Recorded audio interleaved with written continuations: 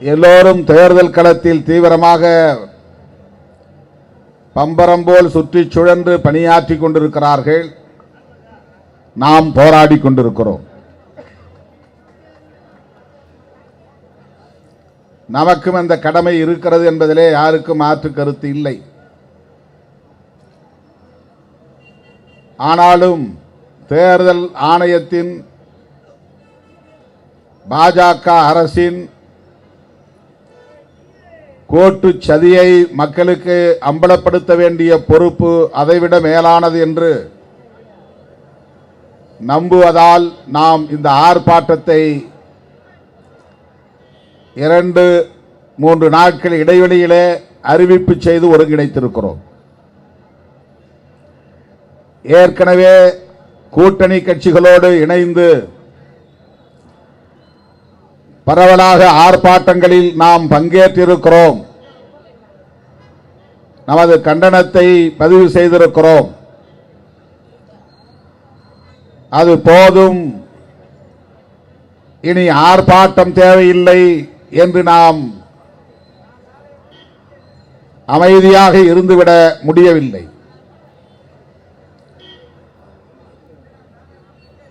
உச்சநீதிமன்றத்திலே வழக்கு தொடுத்திருக்கிற சூழலில் இது குறித்து இன்னும் நாம் விரிவாக விவாதிக்க வேண்டியிருக்கிறது. இதனை ஒரு பொது விவாதத்திற்கு உட்படுத்த வேண்டும். இந்த ஆட்சியாளர்கள் உள்நோக்கத்தோடு தான் இதை கையாளுகிறார்கள் என்பதை மக்கள் புரிந்து கொள்ள வேண்டும். இந்த ஆர்ப்பாட்டத்தால் எஸ்ஐஆர் என்கிற இந்த நடவடிக்கையை உடனே நிறுத்திவிட முடியுமா என்றால் முடியாது. பிறகு எதற்கு ஆர்ப்பாட்டம் என்று கேட்கலாம். எஸ்ஐஆர் என்பது எவ்வளவு தீவிரமான உள்நோக்கம் கொண்ட ஒரு நடவடிக்கை என்பதை மக்களுக்கு அம்பலப்படுத்துவதே இந்த ஆர்ப்பாட்டத்தின் நோக்கம். நமது இயக்க தோழர்கள் ஒவ்வொருவரும் இதன் நுட்பத்தை புரிந்து கொண்டு களத்தில் இருக்க வேண்டும். ஏதுமறியாமல் நாம் இழுத்த இழுப்புக்கு வளைந்து கொடுப்பது போல் இல்லாமல் அரசியல் புரிதலோடு களமாட வேண்டிய தேவை இருக்கிறது. எஸ்ஐஆரை நிறுத்த வேண்டும், தேர்தல் ஆணையத்தின் அறிவிப்பை தடை செய்ய வேண்டும் என்று கோரி நமது கட்சியின் சார்பில் எஸ்ஐஆருக்கு எதிராக உச்சநீதிமன்றத்திலே வழக்கு தொடுத்திருக்கிறோம் என்பது உங்களுக்கு தெரியும்.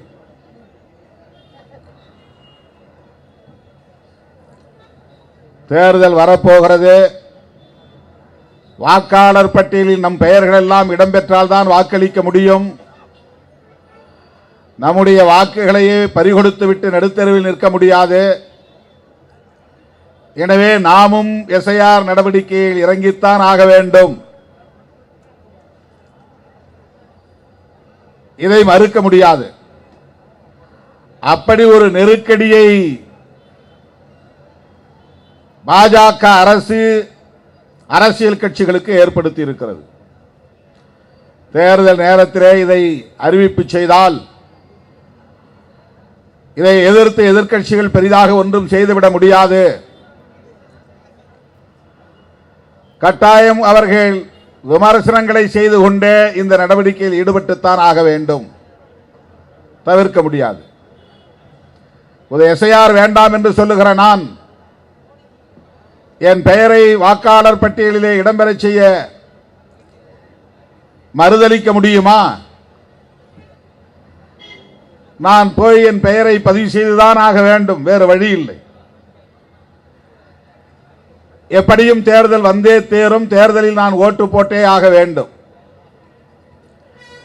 ஆகவே ஒருபுறம் நான் இதை எதிர்த்தாலும் இன்னொரு புறம் நான் வாக்காளர் பட்டியலில் என் பெயரை இடம்பெற செய்ய உரிய நடவடிக்கைகளை மேற்கொண்டுதான் ஆக வேண்டும் என்கிற அளவுக்கான ஒரு நெருக்கடியை இந்த ஆட்சியாளர்கள், சூதுமதியாளர்கள், சூழ்ச்சியாளர்கள்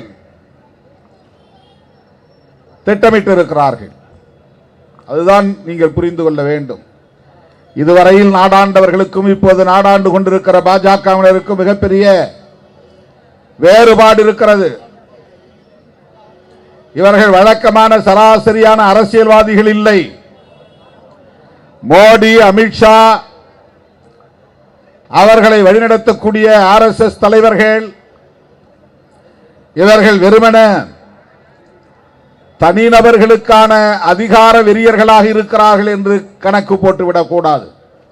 எனக்கு மந்திரி பதவி கிடைத்தால் போதும், எனக்கு பிரதமர் பதவி கிடைத்தால் போதும், இந்த கட்சி ஆட்சிக்கு வந்தால் போதும், இந்த பதவியை கொண்டு நாம் பொருளாதாரத்தை மேம்படுத்திக் கொள்ள முடியும் என்று நினைக்கிற சராசரி அரசியல்வாதிகள் இல்லை. இவர்கள் இந்த அதிகாரத்தை பயன்படுத்தி இந்திய தேசத்தையே அடியோடு புரட்ட பார்க்கிறார்கள். அதற்காகத்தான் அதிகாரத்திற்கு வர விரும்பினார்கள், வந்திருக்கிறார்கள். வந்து அதிகாரத்தை தக்க வைத்துக் கொள்ள வேண்டும் என்கிற ஏற்பாடுகளை தொடர்ந்து செய்கிறார்கள். எதிர்க்கட்சிகளை பலவீனப்படுத்துவது, காங்கிரஸே இல்லாத ஒரு இந்தியாவை உருவாக்குவது, இடதுசாரிகளே இல்லாத ஒரு இந்தியாவை உருவாக்குவது, திராவிட அரசியல் பேசக்கூடிய கட்சிகளே இல்லை என்கிற நிலையை எதிர்காலத்தில் உருவாக்குவது, இதுவெல்லாம் பிஜேபியின் அரசியல் செயல் திட்டங்களுள் ஒன்று. அதை மறந்துவிடக் கூடாது. RSS காரர்களின் செயல் திட்டங்களில் ஒன்று மறந்துவிடக் கூடாது. யாரும் கம்யூனிசம் பேசக்கூடாது, இடதுசாரி அரசியல் இங்கே பேசக்கூடாது, மார்க்சியம், லெனினியம், மாவோயிசம் என்றெல்லாம் இங்கே யாரும் பேசக்கூடாது, தனிநாடு கோரிக்கை எழுப்பக்கூடாது,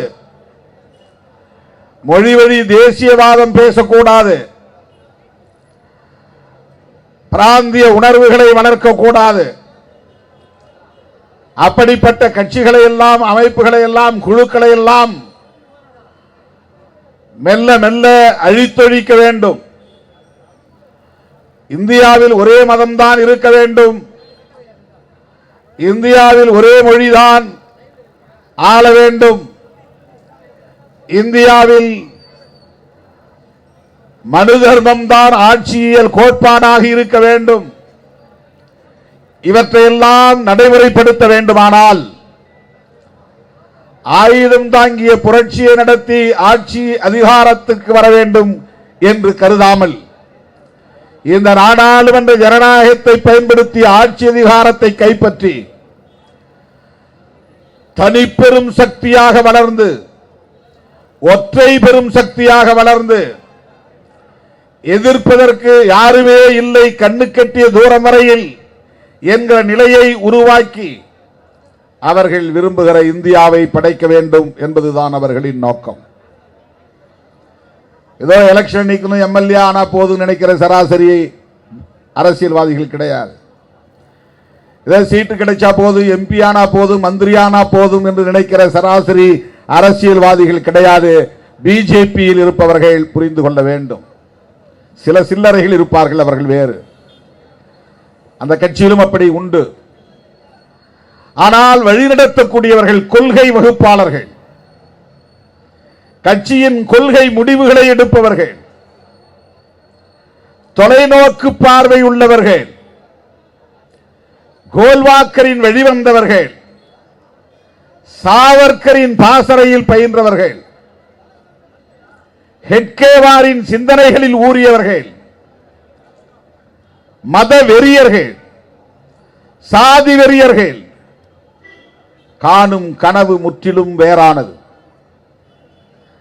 அதை சுருக்கமாக நீங்கள் புரிந்து கொள்ள வேண்டுமானால், இவர்கள் காணும் கனவு அம்பேத்கரின் கனவை சிதைப்பதாகும். அதுதான் அவர்களின் ஒற்றை செயல் திட்டம். அம்பேத்கரின் கனவு என்ன? இதை தெரிந்தால்தான் RSS கனவை புரிந்து கொள்ள முடியும்.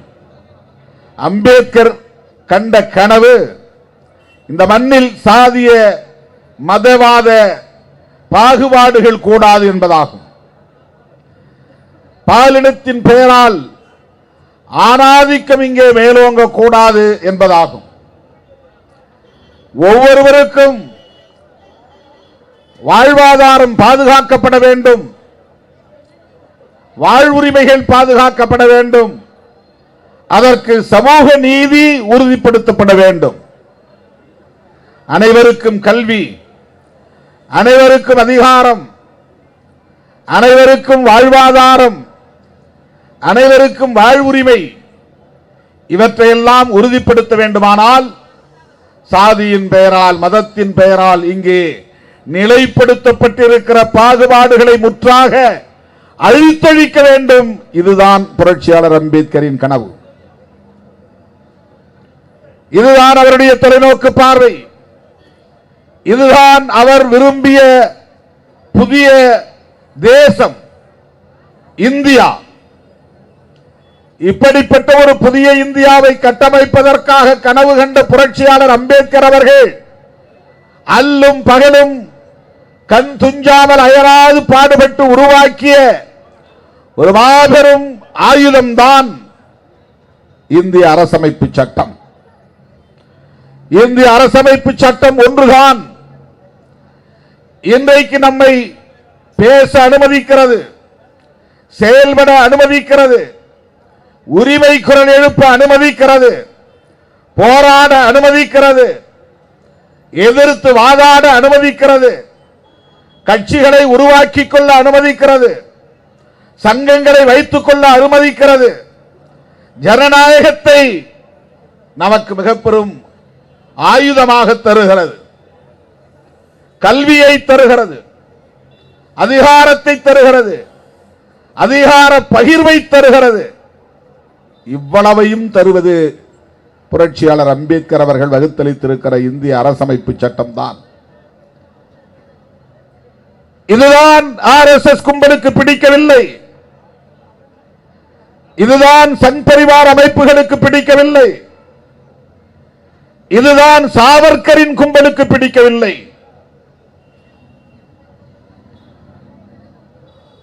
அவர்கள்தான் இன்றைக்கு ஆட்சி அதிகாரத்தில் கோலோச்சுகிறார்கள்.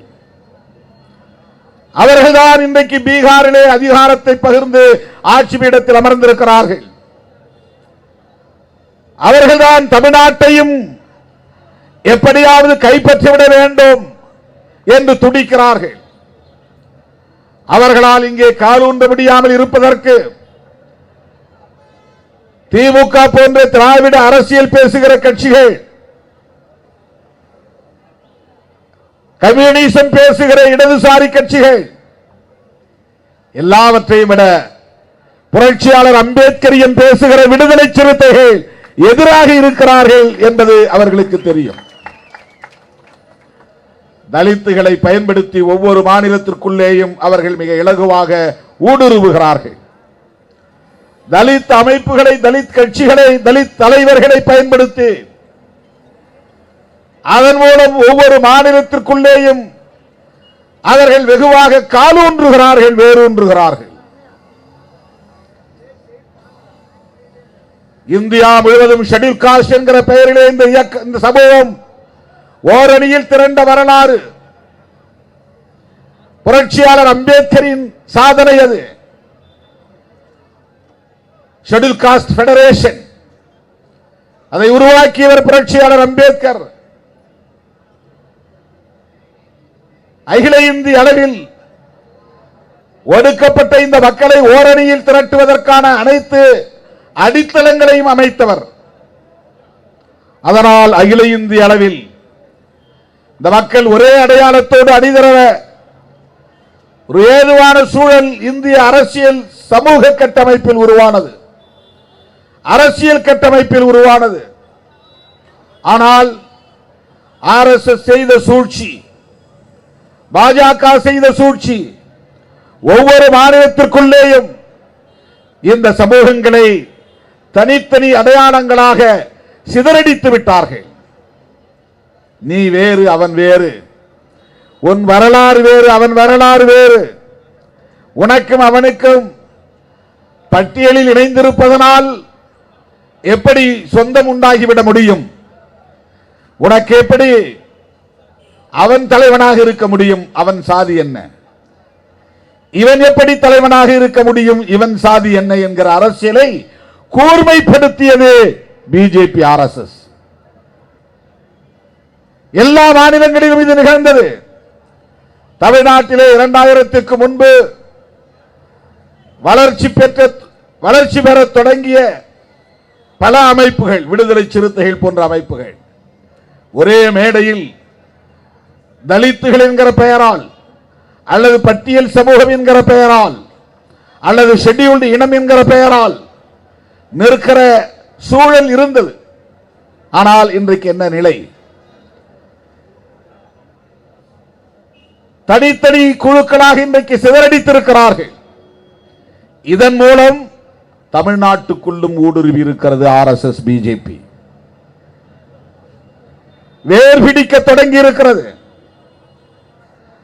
தலித்துகளின் குடிப்பகுதிகளில், குடியிருப்பு பகுதிகளில் இன்றைக்கு கொடிகளை பறக்க விடுகிறார்கள். ஒரு காலத்தில் நாடார் சமூகத்தில் ஊடுருவிய இயக்கம், பின்னர் முக்குளத்தோர் சமூகத்தில் ஊடுருவிய இயக்கம், அதன் பின்னர் தேவேந்திரகுல வேளாளர்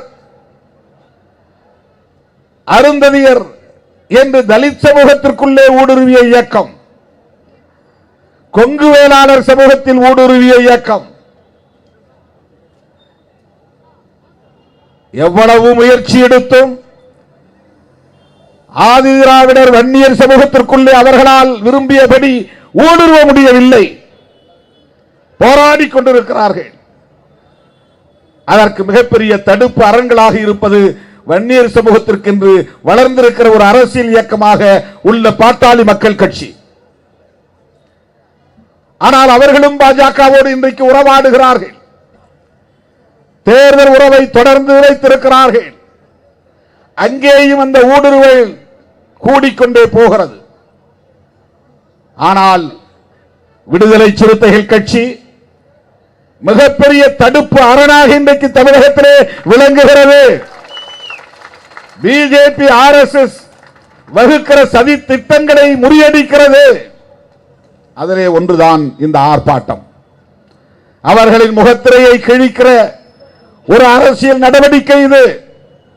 இதனால் எஸ்ஐஆரை நிறுத்திவிட முடியாது.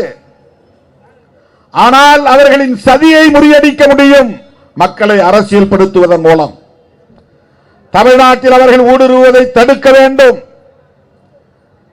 இந்தியா முழுவதும் இப்படி ஒவ்வொரு மாநிலத்திலும் அந்த மாநிலங்களில் வளர்கிற மாநில கட்சிகளில் ஊடுருவி அந்த கட்சிகளோடு கூட்டணி வைத்து, எந்த கட்சிகளோடு கூட்டணி வைக்கிறார்களோ அந்த கட்சிகளையும் காலி செய்வது பிஜேபி ஆர்எஸ்எஸ் செயல் திட்டங்களில் ஒன்று.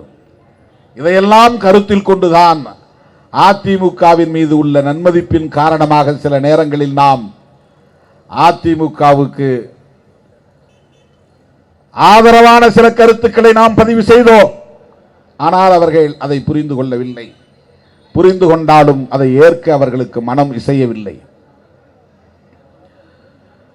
வருங்காலத்திலே அதிமுகவை அவர்கள் பலவீனப்படுத்தி விடுவார்கள்.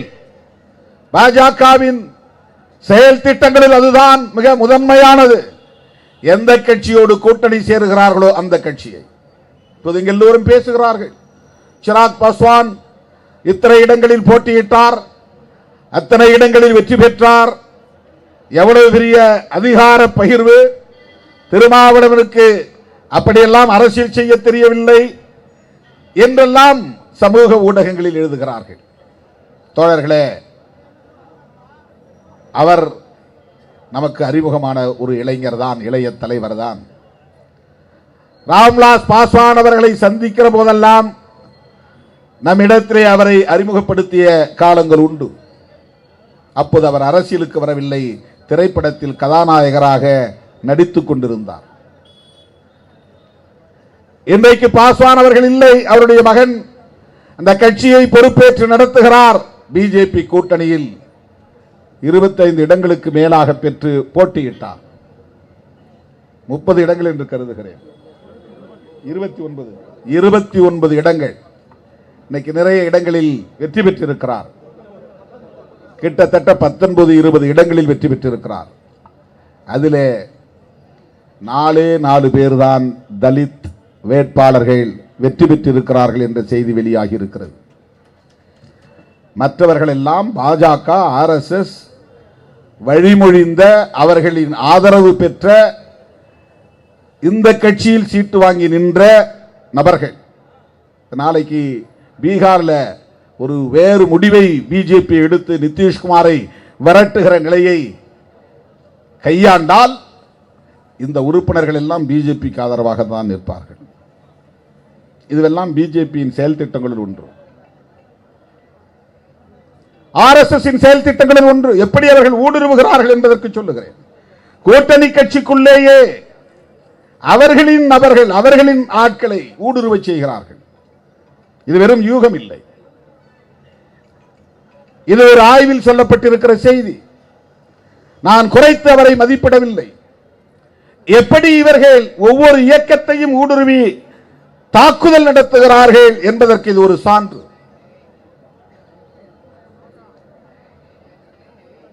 அதிமுக தலைவர்களை எப்படி இன்றைக்கு கையாளுகிறார்கள்? முன்னாள் அமைச்சர் செங்கோட்டையன் என்ன சொல்லுகிறார்? அமித்ஷா அழைத்துதான் நான் டெல்லிக்கு போனேன், எங்கள் கட்சி விவகாரத்தை தான் என்னிடத்திலே அவர்கள் பேசினார்கள். யார் அவர்கள்? ஜெயலலிதா அம்மையார் இருந்தபோது அமித்ஷா போன்றவர்களால் அதிமுக அரசியல் உள் விவகாரங்களில் தலையிட முடிந்ததா? பொது தேர்தலில், நாடாளுமன்ற பொது தேர்தலில் ஜெயலலிதா அம்மையார் எவ்வளவு துணிச்சலாக மோடியா லேடியா மோதி பார்க்கலாமா என்று சவால் விடுத்தார். ஆனால் இன்றைக்கு என்ன நிலை? மதிப்பிற்குரிய முன்னாள் முதலமைச்சர் எடப்பாடி பழனிசாமி அவர்கள் கை பிசைந்து நிற்கிறார். OPS அவர்களை கையாண்டது யார்? அவரை ஜெயலலிதா அம்மையாரின் சமாதியில் போய் அமர்ந்து தியானம் இருக்க வைத்தது யார்? சசிகலா அம்மையாரை அந்த கட்சியின் தலைவராக ஆக்க விடாமல் தலையிலே கை வைத்து ஓரங்கட்டியது யார்? டிடிவி தினகரன் அவர்களை செயல்பட விடாமல் முடக்கி வைத்தது யார்? இன்றைக்கு அதிமுகவில் தலைமைக்கான இந்த நெருக்கடி உருவானதற்கு பிஜேபி காரணமா இல்லையா? ஒரு கூட்டணி கட்சியை எப்படியெல்லாம் ஆண்ட கட்சியை, பல முறை வென்ற கட்சியை எவ்வளவு இலகுவாக இன்றைக்கு அவர்கள் ஆட்டி படைக்கிறார்கள் புரிந்து கொள்ள வேண்டும். நாளைக்கு அதிமுகவில் நின்று வெற்றி பெறக்கூடிய சட்டமன்ற உறுப்பினர்கள் அல்லது ஒருவேளை ஆட்சி அமைத்தால் அமைச்சராக கூடியவர்கள் யாருடைய பேச்சை கேட்டு நடப்பார்கள்? இதெல்லாம் ஒரு புரிதலுக்காக நான் சொல்லுகிறேன். அதிமுக மேல் நமக்கு எந்த காழ்ப்பும் இல்லை. சிராக் பஸ்வான் அவர்களின் கட்சியின் மீது நமக்கு எந்த காழ்ப்பும் இல்லை. பிஜேபி காரர்கள் எவ்வளவு சாதுரியமானவர்கள், எவ்வளவு சூழ்ச்சி நிறைந்தவர்கள், சூது நிறைந்தவர்கள் என்பதற்கு இவையெல்லாம் சான்று.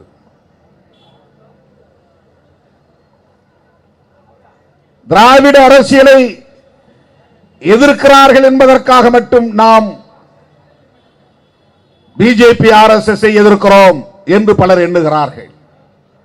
அல்லது திமுகவை எதிர்க்கிறார்கள் என்பதற்காக நாம் பிஜேபியை எதிர்க்கிறோம் என்று எண்ணுகிறார்கள். இது நம்மை அவர்கள் குறைத்து மதிப்பிடுகிற ஒரு முயற்சி. எங்களுக்கு ஒரு பார்வை இருக்கிறது. நாங்கள் அம்பேத்கரை படித்திருக்கிறோம். எங்களுக்கு ஒரு பார்வை இருக்கிறது. நாங்கள் பெரியாரை படித்திருக்கிறோம். எங்களுக்கு ஒரு பார்வை இருக்கிறது. நாங்கள் இடதுசாரி அரசியலையும் உள்வாங்கியவர்கள். எனவே பாரதிய ஜனதா RSS என்கிற இந்த மதவாத சக்திகளை தமிழ்நாட்டிற்குள்ளும் வேரூன்றுவிடக் கூடாது என்கிற ஒரு பதைப்பு, ஒரு தற்காப்பு உணர்வு, அந்த அடிப்படையில் தான் தோழர்களே RSS பிஜேபியை நாம் எதிர்த்தோ விமர்சித்தோ பேச வேண்டிய ஒரு சூழலுக்கு ஆளாகி இருக்கிறோம். இப்படியெல்லாம் நாம் தீவிரமாக களமாடுவதால் இன்றைக்கு தனிநபரை குறிவைத்து, என்னை குறிவைத்து அவதூறுகளை பரப்புவதிலும், திமுகவுக்கு துணை போகிற ஒரு இயக்கமாக சிறுமைப்படுத்துவதிலும், இதற்கு பெரிய தொலைநோக்கு பார்வை இல்லை, ஆட்சிக்கு வரும் நோக்கம் இல்லை என்றெல்லாம் விமர்சிக்கிறார்கள். எங்கள் உயரம் எங்களுக்கு தெரியும், எங்கள் வலிமை எங்களுக்கு தெரியும், எங்களுக்கான உத்திகளை எங்களால் வகுத்துக் கொள்ள முடியும். யாரும் எங்களுக்கு புத்திமதி சொல்ல வேண்டிய தேவையில்லை. எங்களுக்கு புத்திமதி சொல்லக்கூடியவனை விட அதிக அனுபவம் எங்களுக்கு, கள அனுபவம் எங்களுக்கு உண்டு. சும்மா யூடியூப்ல உட்கார்ந்துட்டு அவன் பேசுறான். அவர்களுக்கு இருக்கிற அனுபவத்தை நம்முடைய அனுபவத்தோடு ஒப்பீடை செய்ய முடியாது. நான் ஆணவத்தில் இதை பேசவில்லை. RSS, பிஜேபி உள்ளிட்ட சங்பரிவார்களின் அரசியலை நாம் எதிர்த்து பேசுவதற்கு, விமர்சிப்பதற்கு என்ன காரணம் என்பதை எடுத்துரைக்கிறேன். அவ்வளவுதான்.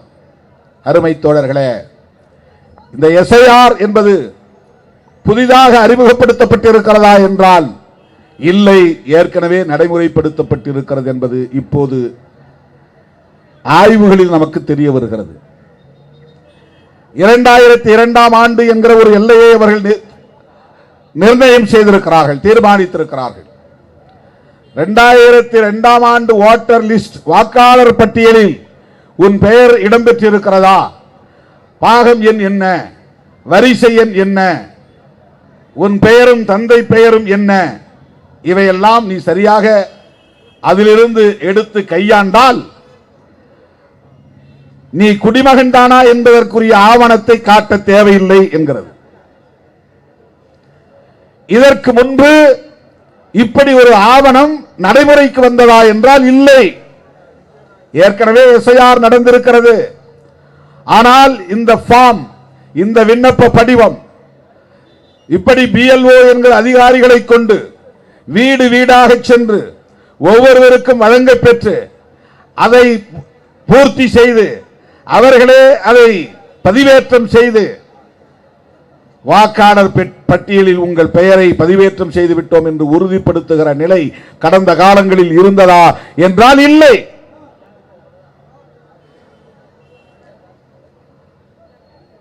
வழக்கமாக வாக்காளர் பட்டியல் பொதுமக்களின் பார்வைக்கு முன்வைக்கப்படும்.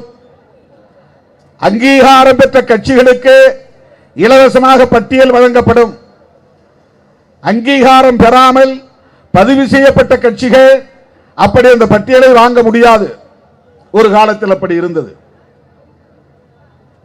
99 நாம் தேர்தலில் நின்ற காலத்தில் எல்லாம் அப்படித்தான் இருந்தது.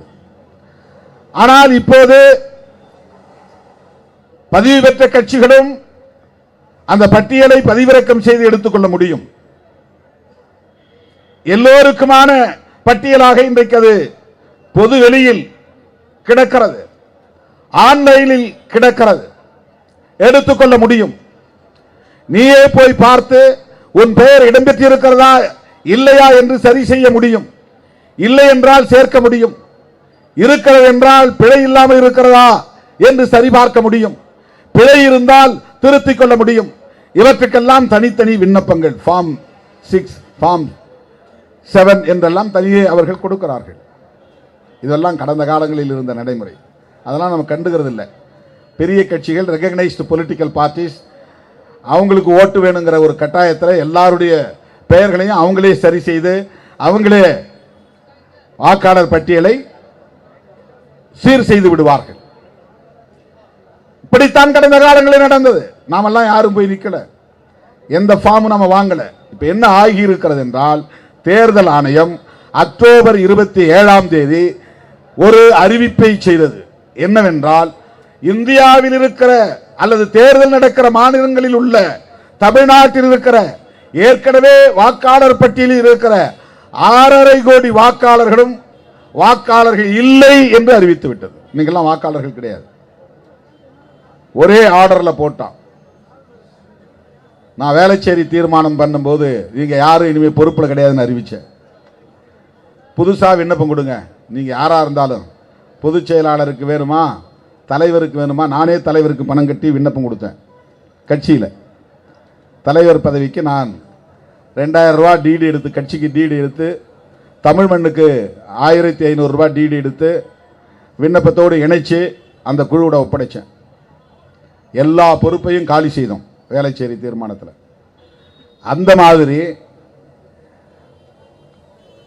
இந்திய ஒன்றிய அரசு, பாஜக அரசு தமிழ்நாட்டில் உள்ள 6.5 கோடி வாக்காளர்களையும் ஒரே ஆணையில் நீங்க யாரும் வாக்காளர் கிடையாது அறிவித்து விட்டது. என்ன செய்யணும்? நீயே உன்னை வாக்காளர் என்று உறுதிப்படுத்திக் கொள்.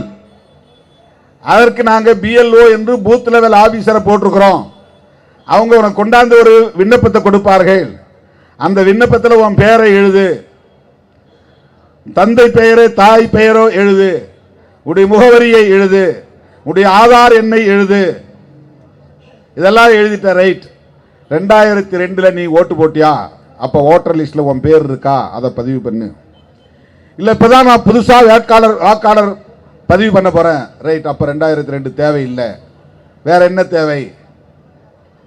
அந்த 2002 பட்டியலில் இடம்பெறாதவர்களும் புதிதாக வாக்காளர் பட்டியலில் பெயரை சேர்ப்பவர்களும் நான் சொல்ற 13 டாக்குமெண்ட்ல ஒரு டாக்குமெண்ட்டை காட்டு. அது எதுக்கு? நீ இந்த நாட்டில் தான் பிறந்தாயா, இந்த நாட்டின் குடிமகன் தானா என்று எனக்கு தெரியாது. நீங்க வாழ்ந்துகிட்டு இருக்கிறதுனால நீ பாட்டுக்கு ஓட்டரா மாறி இருக்கக்கூடாது. அப்படிலாம் உன்னை வாக்காளரா அங்க சேர்த்துக்க மாட்டோம். நீ முதலில் குடிமகனா என்பதை உறுதி செய், பிறகு வாக்காளரா என்பதை நாங்கள் உறுதி செய்கிறோம். இதுதான் இப்போது நடந்து கொண்டிருக்கிற SIR நடவடிக்கை. இதை புரிந்து கொள்ள வேண்டும். இது ஏன் செய்கிறார்கள் என்று சொல்லுகிற போது, இப்ப இந்தியாவில் அண்டை நாடுகள் என்னென்ன நாடுகள் இருக்கின்றன?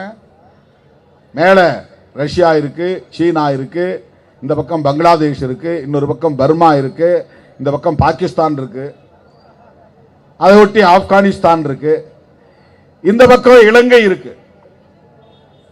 இது உலகத்தில் எல்லா நாடுகளிலும் நிகழக்கூடியவை. அண்டை நாடுகளில் இருந்து பல்வேறு காரணங்களால் புலம்பெயர்வது, இன்னொரு நாட்டுக்கு குடியேறுவது. இப்ப இலங்கையிலிருந்து ஏராளமானவர்கள் இந்தியாவுக்குள்ளே, தமிழ்நாட்டுக்குள்ளே வந்திருக்கிறார்கள். வந்துவிட்டதனால் அவர்கள் குடிமகன் இல்லை. ஆனால் அவர்களுக்கு குடியிருக்க இடம் தர வேண்டும். இடம் தந்தால் வீடு தர வேண்டும். வீடு தந்தால் மின்சாரம் தர வேண்டும், குடிநீர் தர வேண்டும். மின்சாரமும் குடிநீரும் தந்தால் போதாது, அவர்களுக்கு ரேஷன் அட்டை தர வேண்டும். ரேஷன் அட்டை தந்தால் போதாது, அவர்களுக்கு வாக்காளர் அட்டையும் தந்தாக வேண்டும். வாக்குரிமையும் உண்டு. குடியுரிமை இல்லை, ஆனாலும் அவன் இந்த மண்ணில் வாழக்கூடியவன் என்கிற காரணத்தினால் உலக நாடுகளுக்கு இடையே உள்ள ஒரு ஒப்பந்த அடிப்படையில் அகதிகளாக வரக்கூடியவர்களுக்கு இத்தனை அடிப்படை வசதிகளையும் செய்து தர வேண்டியது ஒரு தேசத்தின் கடமை, ஒரு அரசின் கடமை. இந்த இடத்தில் நீ இங்கே குடியிருப்பதனால், இலங்கையை சார்ந்தவனாக இருந்தாலும் குடியிருப்பதற்கான எல்லா வசதிகளையும் நாங்கள் செய்து தந்தாலும் உன்னுடைய வாக்குரிமையை நாங்கள் சீர்தூக்கி பார்க்க வேண்டியிருக்கிறது. உனக்கு வாக்குரிமை தர முடியாது. அந்நிய மண்ணில் இருந்து இங்கே குடியேறியவர்களுக்கு வாக்குரிமை தரக்கூடாது என்கிற ஒரு கருத்தின் அடிப்படையில் இந்த SIR மேற்கொள்ளப்படுகிறது என்று சொன்னால், அது தீவிரமாக உள்ள பிற மாநிலங்களுக்கு, அசாம் போன்ற மாநிலங்களுக்கு, வடகிழக்கு மாநிலங்களுக்கு அது பொருந்தும். மணிப்பூர், அசாம், அந்த வடகிழக்கு மாநிலங்கள் ஒரு 6-7 மாநிலங்கள் இருக்கின்றன.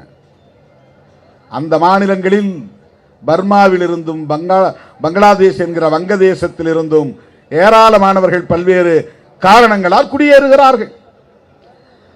அவர்களுக்கு நீங்கள் வாக்குரிமை இல்லை என்று தடுப்பதற்கு தீவிரமான நடவடிக்கையை மேற்கொள்வது ஒரு அரசாங்கத்தின் கடமை என்கிற நிலையில் சரி என்று கூட வாதத்திற்கு நாம் ஏற்றுக்கொள்வோம். இப்ப அசாமில் அது நடந்திருக்கிறது. ஆனால் எஸ்ஐஆர் நடக்கவில்லை. நேரடியாக என்ஆர்சி நடந்திருக்கிறது. என்ஆர்சி என்பது உங்களுக்கு தெரியும், தேசிய குடிமக்கள் பதிவேடு, நேஷனல் ரெஜிஸ்டர் ஆஃப் சிட்டிசன்ஸ், குடிமக்களுடைய தேசிய பதிவேடு. யார் யார் இந்த குடிமக்கள், இந்த தேசத்தின் குடிமக்கள் என்பதை பதிவு செய்வதற்கென்று ஒரு ரெஜிஸ்டரை மெயின்டைன் பண்றாங்க. அதுக்கு ஒரு சட்டம் கொண்டு வந்தாங்க, அதுதான் சிஏஏ சட்டம். அது ஏற்கனவே வாஜ்பாய் இருந்த காலத்திலேயே அந்த சட்டம் இருந்தது.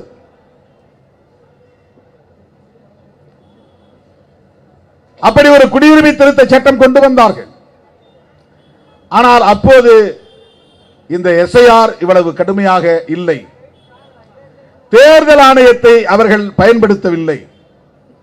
தேர்தல் ஆணையத்தின் மூலம் தேசிய குடிமக்கள் பேரேட்டை உருவாக்குவதற்கான முயற்சியை மேற்கொள்ளவில்லை. ஆனால் இன்றைக்கு மோடி அரசு அதை மேற்கொள்கிறது. அங்க பல லட்சம் பேர், கிட்டத்தட்ட 70 லட்சம் பேர் என்று சொல்லுகிறார்கள், பல லட்சம் பேர் இன்றைக்கு இந்தியாவின் குடிமக்கள் இல்லை என்று அடையாளம் கண்டு அவர்களை எல்லாம் இதற்கென்று கட்டப்பட்டிருக்கிற பல கோடி கணக்கான ரூபாயை ஒதுக்கி அந்த மாநிலத்தில் ஏற்கனவே கட்டி வைத்திருக்கிற அகதி முகாம்களில், வழக்கமான அகதி முகாம் கிடையாது, அது கான்சென்ட்ரேஷன் கேம்ப் என்று சொல்வார்கள், ரொம்ப மோசமா இருக்கும், அந்த முகாம்களில் அடைத்து வைத்திருக்கிறார்கள். அவனை வேற நாட்டுக்கும் திருப்பி அனுப்ப முடியாது, அந்த நாட்டுக்காரன் எடுத்துக்க மாட்டான். இந்த நாட்டிலும் குடியுரிமை தர முடியாது, இந்த நாட்டு குடிமக்களுக்குரிய எல்லா வசதிகளையும் உனக்கு செய்து தர முடியாது, அதனால் உனக்கு தனியா ஒரு முகாம் உருவாக்குற அப்படின்னு பல கோடிக்கணக்கான ரூபாய் செலவு செய்து பல மாநிலங்களில் அகதிகள் முகாம்களை கட்டி கொண்டு இருக்கிறார்கள். அசாமில் கட்டி முடித்து விட்டார்கள். வடகிழக்கு மாகாணங்களில் இதுபோன்ற நடவடிக்கைகளை மேற்கொள்வதற்கு, நியாயப்படுத்துவதற்கு சில கூறுகள் இருக்கின்றன. ஆனால் இந்தியாவின் அனைத்து மாநிலங்களிலும் இதை நடைமுறைப்படுத்துவதற்கான தேவை என்ன? தமிழ்நாட்டிலே 1 லட்சம் பேர் தான் இலங்கை தமிழர்கள் இருக்கிறார்கள், ஈழத் தமிழர்கள் இருக்கிறார்கள், முகாம்களிலும் வெளிப்புறங்களிலும். அதிகபட்சம் 1.5 லட்சம் பேர். ஆனால் இவர்கள் கனடாவிலே, ஐரோப்பிய நாடுகளிலே பல லட்சக்கணக்கான பேர் இருக்கிறார்கள், கோடிக்கணக்கான பேர். இன்றைக்கு அகதி முகாம்களில் அடைபட்டு கிடக்கிற நிலை உள்ளது, லட்சக்கணக்கான பேர் உள்ளது.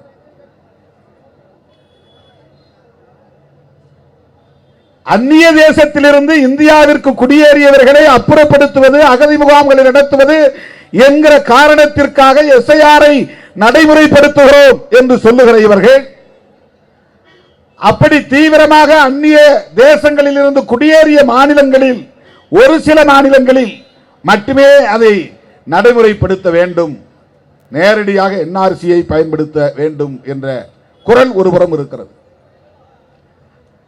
அசாமில் எஸ்ஐஆரே இல்லை, அங்கே நேரடியாக என்ஆர்சி, இங்கே நேரடியாக என்ஆர்சியை பயன்படுத்த முடியாது என்பதால் தான் பிற மாநிலங்களில் நேரடியாக என்ஆர்சியை சிஏஏ என்கிற சட்டத்தின்படி நடைமுறைப்படுத்த முடியாது என்பதால் தான் தேர்தல் ஆணையத்தை பயன்படுத்தி ஸ்பெஷல் இன்டென்சிவ் ரிவிஷன் என்கிற பெயரால் குடிமக்கள் யார் யார் என்கிற அடையாளத்தை கண்டுபிடிக்கிற வடிகட்டும் நடவடிக்கையை மேற்கொள்ளுகிறார்கள். இது ஒரு ஃபில்ட்ரேஷன் பிராசஸ், வடிகட்டும் நடைமுறையை கடைபிடிக்கிறார்கள். நேரடியாக சிஏஏ சட்டத்தை நடைமுறைப்படுத்த அவர்களால் முடியவில்லை. சிஏஏ சட்டத்தை நிறைவேற்றினாலும் கூட நடைமுறைப்படுத்த முடியாத அளவுக்கு எதிர்க்கட்சிகளின் போராட்டம் தேசம் தழுவிய அளவில் வெகுவாக வெடித்திருந்ததை நாடு அறியும். தமிழ்நாடு உள்ளிட்ட அனைத்து மாநிலங்களிலும் இஸ்லாமியர்கள் மட்டுமின்றி ஜனநாயக சக்திகளின், மனித உரிமை ஆர்வலர்களின் போராட்டம் வெடித்திருந்தது. விடுதலை சிறுத்தைகள் மிக தீவிரமாக அந்த போராட்டங்களில் பங்கேற்றோம். கொரோனா நேரத்தில் அவை அனைத்தும் அப்படியே அணைந்து போயின. அந்த சட்டத்தையும் அவர்கள் நடைமுறைப்படுத்த ஆர்வம் காட்டவில்லை. நம்முடைய போராட்டங்களும் அப்படியே நீர்த்து போயின. அதை கிடப்பில் போட்டுவிட்டார்கள். மீண்டும் சிஏஏ சட்டத்தை நடைமுறைப்படுத்துவதாக அவர்கள் அறிவித்தால் மறுபடியும் போராட்டம் வெடிக்கும். எதிர்க்கட்சிகளுக்கு ஒரு வாய்ப்பை உருவாக்குவதாக அமைந்துவிடும். ஆகவே வெளிப்படையாக நேரடியாக சிஏஏ சட்டத்தை நடைமுறைப்படுத்துவதற்கு பதிலாக தேர்தல் ஆணையத்தை பயன்படுத்தி எஸ்ஐஆரை தீவிரப்படுத்துவதன் மூலம் குடிமக்கள் பேரட்டை உருவாக்கிவிட முடியும் என்பதுதான் பாஜகவின் சதி திட்டம்.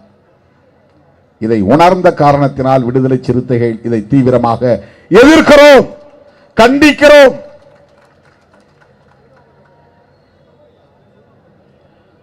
இந்த எஸ்ஐஆரை நடைமுறைப்படுத்துவதன் மூலம் குறைந்தது 10 அல்லது 15% பேர் தங்களை வாக்காளர்களாக பதிவு செய்ய முடியாத நிலைக்கு தள்ளப்படுவார்கள். இது ரொம்ப சாதாரணமான நடைமுறையில் நிகழக்கூடிய ஒன்று. ரொம்ப சிம்பிள் ப்ராசஸ்.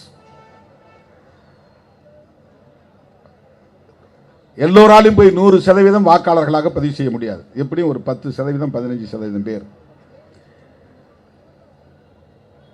திட்டமிட்டவர்கள் தவிர்க்கிறார்கள் என்று கூட நாம் சொல்லவில்லை. தன்னியல்பாகவே 2002 என் பேர் இல்லை, நாம் போய் ஆவணங்களை தேடி கொடுக்க முடியாது.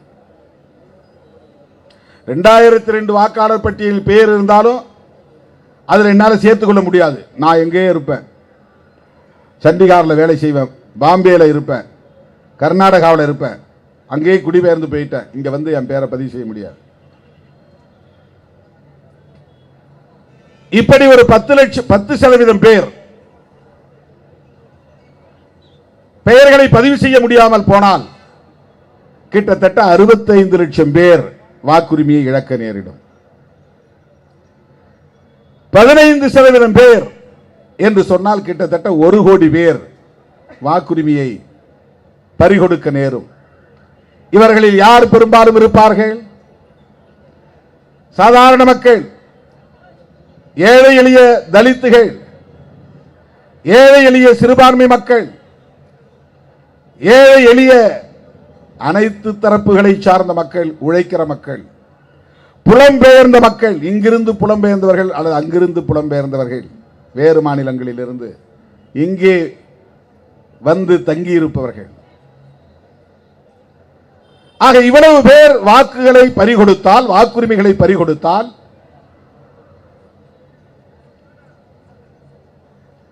காலப்போக்கில் நாளடைவில் அவர்கள் தங்களின் குடியுரிமையை உறுதிப்படுத்தினால் மட்டும்தான் மறுபடியும் வாக்காளர் பட்டியலில் இடம்பெற முடியும். ஆகவே குடியுரிமையை உறுதிப்படுத்த வேண்டிய பொறுப்பு, அந்த சுமை ஒவ்வொருவரின் மீதும் திணிக்கப்படுகிறது. இதுவரையில் அவர்கள்தான் நம்மை தேடி வந்து உன்னை வாக்காளரை சேர்த்துக்கிறேன், உன்னை வாக்காளரை சேர்த்துக்கிறேன்னு அவன் தான் செஞ்சான். இப்போ நீயே உன்னை வாக்காளராக சேர்த்துக்கொள், உன்னை குடிமகன் என்று உறுதிப்படுத்திக் கொள். இவையெல்லாம் ஏனோ தானோ என்று அவர்கள் செய்யவில்லை. அவங்களுக்கு தெரியும் இது மழைக்காலம், தமிழ்நாட்டில் இதுல பிரச்சனை இருக்கும். அவர்களுக்கு தெரியும் இது முடிந்ததும் பொங்கல் பண்டிகை வருகிறது, டிசம்பர் கடைசியில் கிறிஸ்துமஸ் பண்டிகை வருகிறது, இதெல்லாம் செய்வதில் சிரமம் இருக்கு தெரியும். தேர்தல் 4 மாசம் தான் இருக்கு. இப்ப போய் 1 மாத கால இடைவெளியில் இதை நாம நெருக்கடி கொடுத்தா என்ன ஆகும்? இந்தியா முழுக்க இதுவரையில் 19 பேர் BLOs தற்கொலை செய்து கொண்டிருக்கிறார்கள். ஏற்பட்ட ஸ்ட்ரெஸ், மன அழுத்தத்தில் இதை செய்ய முடியாமல். கேரளாவில் ஒருத்தர், தமிழ்நாட்டில் ஒரு அம்மா இறந்திருக்கிறாங்க.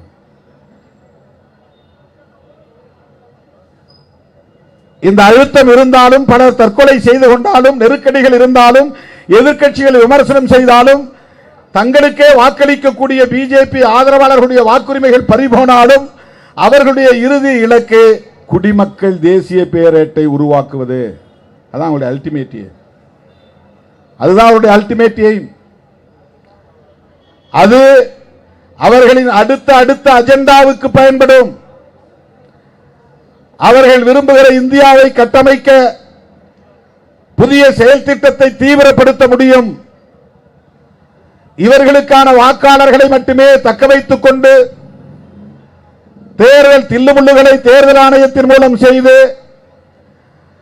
எதிர்க்கட்சி வேட்பாளர்கள் 300-400 வாக்குகளில் மட்டுமே தோற்கக்கூடிய அளவுக்கான ஏற்பாடுகளையும் செய்து ஆட்சி அதிகாரத்தை முதலில் பகிர்ந்து கொள்வது, பிறகு கைப்பற்றுவது என்கிற நடவடிக்கைகளை அவர்களால் வெற்றிகரமாக செய்து காட்ட முடியும். அதற்கு பல மாநிலங்கள் சான்றுகளாக இருக்கின்றன. நீங்க பீகார் தேர்தலை பார்த்தீங்கன்னா ரொம்ப நெக் டு நெக் வந்து 300 ஓட்டு, 200 ஓட்டு, 400 ஓட்டு, 600 ஓட்டு, 1000 ஓட்டு, 1200 ஓட்டு, இந்த வாக்குகள் வித்தியாசத்தில் தான் எதிர்க்கட்சிகள் பல வேட்பாளர்கள் தோற்று போயிருப்பார்கள். பார்த்தா நமக்கு சந்தேகமே வராது. ஆனால் இதற்குள்ளே ஒரு சூது இருக்கிறது, சூழ்ச்சி இருக்கிறது. அதற்கான வல்லுநர்களை கொண்டு அவர்கள் இதை செய்கிறார்கள், நடைமுறைப்படுத்துகிறார்கள் என்கிற விவாதம் இன்றைக்கு தேசிய அளவில் வலுத்திருக்கிறது. அதை புறந்தள்ள முடியாது. ஏனென்றால் தேர்தல் ஆணையத்தை முழுமையான கட்டுக்குள், தங்களின் கட்டுக்குள் கொண்டு வந்து விட்டார்கள். இன்னைக்கு ஞானேஷ்குமார் என்பவர் யார்? அண்மையில் ஒரு வீடியோ பார்த்திருப்பீங்க. அவர் ஒரு உயர் அதிகாரி, தன்னாட்சி அதிகாரம் பெற்ற ஒரு நிறுவனத்தின் தலைமை பீடத்தில் அமர்ந்திருப்பவர். அவர் ஒரு மரியாதை நிமித்தமாக கூட இருந்தாலும் கூட அமித்ஷா அவர்களின் காலை தொட்டு வணங்குகிற காட்சி, அது மரியாதைக்காக செய்கிறார் என்றே ஒத்துக்கொள்வோம். ஆனால் அது வெளிச்சத்திற்கு வரக்கூடிய அளவுக்கு நடக்கிறது என்பது கேள்விக்குறியாகிறது. ஒன்று, அதைவிட அவர்கள் மிகவும் நெருக்கமானவர்கள், அணுக்கமானவர்கள். அமித்ஷா விரும்புவதை செய்யக்கூடிய அளவுக்கு தயாராக இருப்பவர்கள். இப்ப நமக்கெல்லாம் அந்த மாதிரி ஒரு ஆள் அங்க இருந்தா நம்ம ஏதாவது சொல்ல மாட்டோமா? எனக்கு ஏதாவது செய்யுங்க, ஃபேவரா பண்ணுங்க, நான் எப்படியாவது ஜெயிக்கணும், அதுக்கு ஏதாவது வழி இருக்கா பாருங்க, கேட்போமா? கேட்க மாட்டோமா? உள்ளூர்ல ஒரு சும்மா அந்த போலிங் ஆபீசர் யாராவது நமக்கு தெரிஞ்சவங்க வந்தா கூட அவன்கிட்ட போய் நம்ம சிரிச்சிட்டு வரோம், கொஞ்சம் பார்த்துங்க நம்ம பையங்களை, கொஞ்சம் அட்ஜஸ்ட் பண்ணிக்கிங்க. தெரிஞ்ச ஆள் இருந்தா, போலிங் ஆபீசர் தெரிஞ்சாலே நமக்கு ஒரு பெரிய தெரிஞ்ச ஆள் உட்கார்ந்துருக்கான். தெரியாத ஆளுன்னா நமக்கு ஒன்றுமே பேச முடியாது, எந்த ரெக்கமெண்டேஷன்ஸும் நம்ம பண்ண முடியாது. இப்போ மோடிக்கும் அமித்ஷாவுக்கும் வேண்டியவர் இந்திய தேர்தல் ஆணையத்தின் தலைமை பீடத்தில் இருக்கிறார் என்றால் அவங்க இன்ஃப்ளூயன்ஸ் பண்ணாமலா இருப்பாங்க? அவ்வளவு நேர்மையானவர்களா மோடியும் அமித்ஷாவும்? அவ்வளவு நேர்மையானவர்களா பிஜேபி தலைவர்கள்? அவ்வளவு நேர்மையானவர்களா சங் பரிவார் தலைவர்கள்? அதெல்லாம் நீங்க அபிஷியல்ஸ், அதிகாரிகள், நாங்க அரசியல்வாதிகள், நமக்கிடையில் அந்த அளவு மட்டும் உறவு இருந்தா போதும். நேர்மையா நீங்க என்ன சட்டம் சொல்லுதோ அப்படியே செயல்படுங்க அப்படின்னு சொல்லக்கூடிய அளவுக்கு நேர்மை திறம் வாய்ந்த அரசியல் தலைவர்களா அவர்கள்? இன்ஃப்ளூயன்ஸ் பண்ணவே மாட்டார்களா? தோழர்களே, தேர்தல் ஆணையமும் பிஜேபியும் இன்றைக்கு ஒரே நிறுவனம் என்று சொல்லக்கூடிய அளவுக்கு மாறி இருக்கிறது. தேர்தல் ஆணையமும் இந்திய ஒன்றிய ஆட்சியாளர்களும் ஒரே நோக்கத்திற்காக செயல்படக்கூடியவர்களாக வெளிப்படையாக இயங்குகிறார்கள். ஆகவே இது வெறும் வாக்காளர் பட்டியலை சீர் செய்கிற நடவடிக்கை அல்ல, வாக்காளர்களை அதிகமாக சேர்ப்பதற்குரிய முயற்சி அல்ல, போலி வாக்காளர்களை அப்புறப்படுத்துவதற்கான முயற்சி அல்ல, அந்நிய தேசங்களில் இருந்து இந்தியாவில் குடியேறியவர்களை வாக்காளர்களாக மாறுவதை தடுக்கிற முயற்சி அல்ல. அவர்களுக்கு ஒரு தேசிய மக்கள் பேரேடு தேவைப்படுகிறது. அவர்கள் விரும்புகிற இந்தியாவை கட்டமைப்பதற்கு சிஏஏ சட்டத்தை நடைமுறைப்படுத்த வேண்டிய கட்டாயம் இருக்கிறது.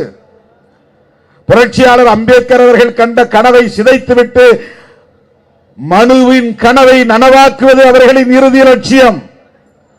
கோல்வாக்கரின் கனவை நனவாக்குவது அவர்களின் இறுதி லட்சியம். அதை நடைமுறைப்படுத்துவதற்கு அவர்களுக்கு தேசிய குடிமக்கள் பேரேடு தேவைப்படுகிறது. மாற்று கருத்துள்ளவர்களை பலவீனப்படுத்த வேண்டும், எதிர்கருத்து பேசுகிறவர்களை வீழ்த்த வேண்டும், எழுந்திருக்க விடாமல் அவர்களின் இடுப்பெலும்பை முறிக்க வேண்டும், அவர்கள் மீண்டும் வலிமை பெற்று விடாமல் தடுக்க வேண்டும். இடதுசாரி அரசியலோ, திராவிட அரசியலோ, அம்பேத்கரிய அரசியலோ, பெரியாரிய அரசியலோ, தேசியவாத மொழி வழி தேசியவாத அரசியலோ தலை தூக்கிவிடக் கூடாது. இவையெல்லாம் அவர்கள் விரும்புகிற ஒரே தேசம், ஒரே மதம், ஒரே கலாச்சாரம் என்கிற கனவை நனவாக்குவதற்கு தடை கற்களாக இருக்கின்றன என்று அவர்கள் நினைக்கிறார்கள், நம்புகிறார்கள். ஆகவே பன்மைத்துவத்தை சிதைப்பது, ஆகவே மதச்சார்பின்மையை சிதைப்பது, ஒட்டுமொத்தத்தில் அரசமைப்பு சட்டத்தை சிதைப்பது, தெளிவாக சொல்ல வேண்டுமானால் அம்பேத்கரின் கனவை சிதறடிப்பது. ஆகவே பிஜேபியை எதிர்க்கிறோம், சங் பரிவார்களை எதிர்க்கிறோம். எனவே இந்த மாபெரும் கண்டன ஆர்ப்பாட்டத்தின் மூலம்